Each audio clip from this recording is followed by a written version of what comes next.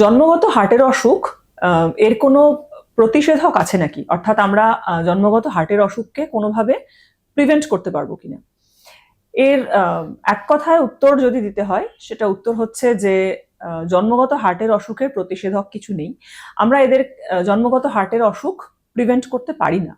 কিন্তু হ্যাঁ, কোনো কোনো ক্ষেত্রে দেখা যায় যে জন্মগত হার্টের অসুখ যদি সময় ধরা পড়ে, তাহলে সেই অসুখজনিত যে কমপ্লিকেশন হয়, অর্থাৎ অসুখ থেকে তার যা ক্ষয়ক্ষতির পরিমাণ হয়, সেগুলো হয়তো আমরা কিছুটা হলেও এড়াতে পারি। আরেকটা কথা, যখন কোনো মা প্রেগনেন্ট আছেন, অর্থাৎ মা যখন গর্ভবতী, এবং সেই সময় যদি উনি কিছু নির্দিষ্ট নিয়ম পালন করেন, অর্থাৎ নিয়মিত খাওয়া দাওয়া করা, নিয়মিত চেক আপ করা, তার মধ্যে স্পেশালি বলতে গেলে ফিটাল আল্ট্রাসাউন্ড, যেটা 3 মাসে বাচ্চার বয়স যখন 3 মাস থাকে, 6 মাস থাকে এবং 9 মাস থাকে, এবং এগুলো হচ্ছে রেগুলার ম্যান্ডেটরি ফিটাল আল্ট্রাসাউন্ড। এবং এছাড়াও এক্সট্রা যেটা, সেটা হচ্ছে ফিটাল ইকো, সেটা মোটামুটি 5 থেকে 6 মাস যখন বাচ্চার গর্ভস্থ বাচ্চার বয়স, সেই সময় এই টেস্টটা করা হয়। এবং এই টেস্টের মাধ্যমে আমরা কিন্তু দেখে নিতে পারি যে বাচ্চার হার্টের মধ্যে কোনো জন্মগত হার্টের অসুখ রয়েছে কিনা।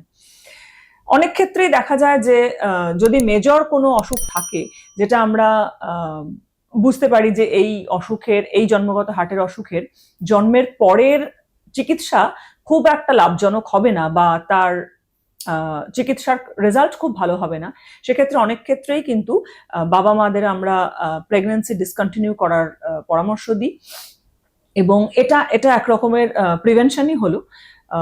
এই ক্ষেত্রে আমরা মেজর হার্ট ডিজিজ জন্ম হওয়া থেকে কিন্তু আটকালাম।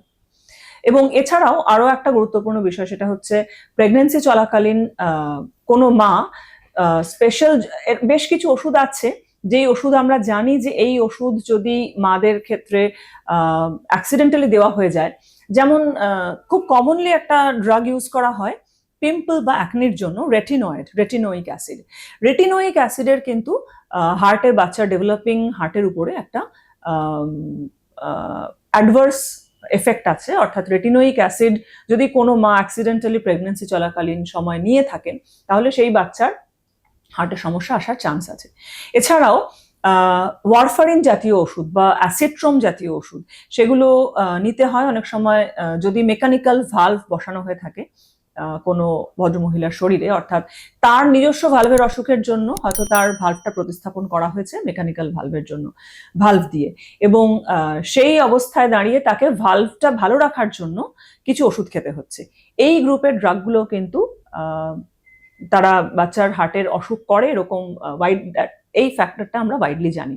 অর্থাৎ তাহলে প্রিভেনশন হিসেবে বলতে গেলে টাইমলি ডায়াগনোসিস এবং এমন কিছু মেডিসিন অ্যাভয়েড করা যাতে কিনা বাচ্চার হার্টের ওপর কোনো অ্যাডভার্স এফেক্ট না আসে, এটাই প্রিভেনশন। এবং এছাড়া নর্মাল যেটা আমরা সবাইকে বলে থাকি যে হেলদি খাওয়া, যথেষ্ট পরিমাণ ঘুম, স্মোকিং এবং অ্যালকোহল কনজাম্পশন অ্যাভয়েড করা যখন আপনি প্রেগনেন্ট আছেন, এইগুলো কিন্তু ওভারঅল একটা জন্মগত হার্টের অসুখ এড়াতে সাহায্য করবে। আমি আজকে খুবই ছোট করে আলোচনা করলাম।